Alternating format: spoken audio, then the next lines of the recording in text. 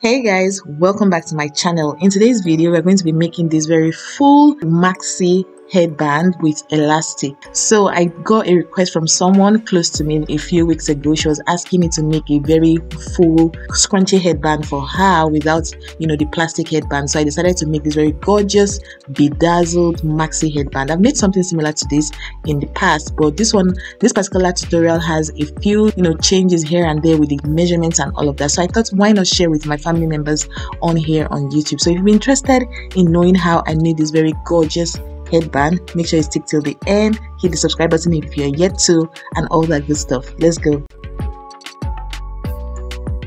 Alright guys, so as usual, I'll start off by showing you everything you need for the purpose of this tutorial, and I'm going to leave it on the screen as well, so make sure to take note of everything I'm showing you guys. If this is your first time stopping by my channel, welcome. My name is Fumi B. I make videos about DIY styling. I show you how to make gorgeous headpieces for yourself and your loved ones. So if you're yet to hit the subscribe button, please be sure to smash the subscribe button. Also, if at the end of the video you found this tutorial useful, be sure to hit the like button. It helps YouTube spread my videos to a wider audience. I'm on my way to 3,000 subscribers and I'll need your help in achieving that milestone. So what I have here now is my fabric. I'm using this pink fabric because person requested for a pink headband. So I'm measuring 8 inches. So the width of my headband is 8 inches, and I'm going to be cutting 2 pieces of this particular portion that I'm cutting. On fold, the fabric is on 29 inches on fold, and the length is 8 inches. I'm also going to leave the dimensions on the screen, and what I'm cutting right now, I'm going to cut 2 pieces of this because I'm going to be joining them together to form the fullness that I want for this particular headband. So what I'm doing now is just cutting the second piece, and this is what we have here. Because the fabric looks very rumpled and all of that, I'm going to take it to my ironing board quickly and give the fabric a good press. So this is what we have here.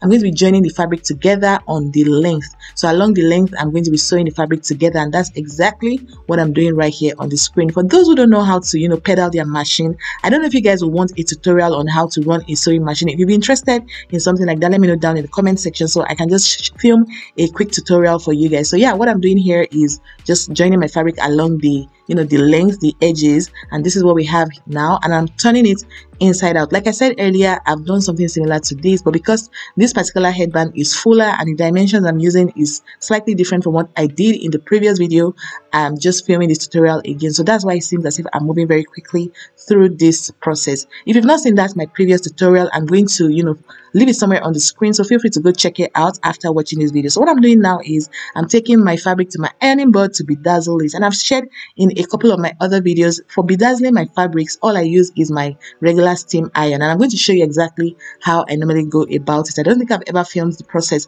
on here for you guys, so I'm just here to show you guys how I normally bedazzle my fabric at home. So I just place the stones on whatever fabric I want to bedazzle and then place my iron on it. Try not to burn the fabric, right, because this whole process can be very tricky. Make sure your iron is not too hot, and the fabric you're using, make sure it's friendly with iron. So because this is satin and I know how to manage my iron temperature in order not to burn my fabric, that's why I decided to still go ahead to bedazzle my fabric. And this is what we have now. I'm done bedazzling everything, and it's time for us to move right back into this tutorial. So what I have here is my bedazzled fabric, and because I want to do a few adjustments on the side, I decided to turn it inside out again, and I'm measuring 8 inches along the length that we joined together, and then 3 inches downwards, just to give me a slanting effect on the edges of my fabric.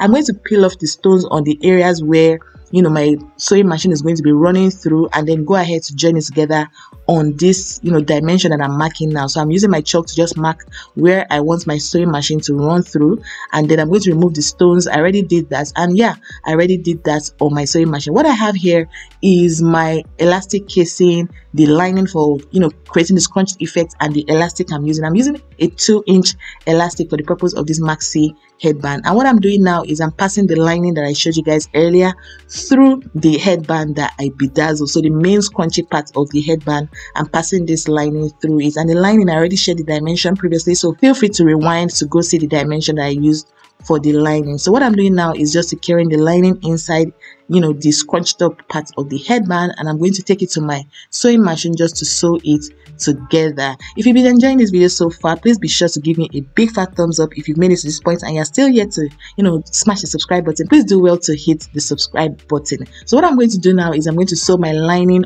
onto my scrunched up headband. So I'm just going to sew it along this edge that I'm showing you right here, and that is done already. So what I'm doing now is just cutting off the unkept edges of my scrunchy headband. I'm going to do the same thing on the other side as well, and then it will be time for us to attach our elastic to the scrunched up headband. And that's it, guys. That's the end of this tutorial. Feel free to go check my previous tutorial on this process to get a more detailed, you know, outlook to this tutorial. I just didn't want it to be long and boring. That's why it seemed as if, you know, I was moving very quickly through this whole process. So this is my elastic, and I went ahead to join it to my headband, and voila, we are done. This is it, guys. This is the end of this tutorial. Because this headband is not mine, I'm not going to be trying it on myself. I'm going to be placing it on my mannequin head, and voila, this is what it's going to look like when you go ahead to make something like this.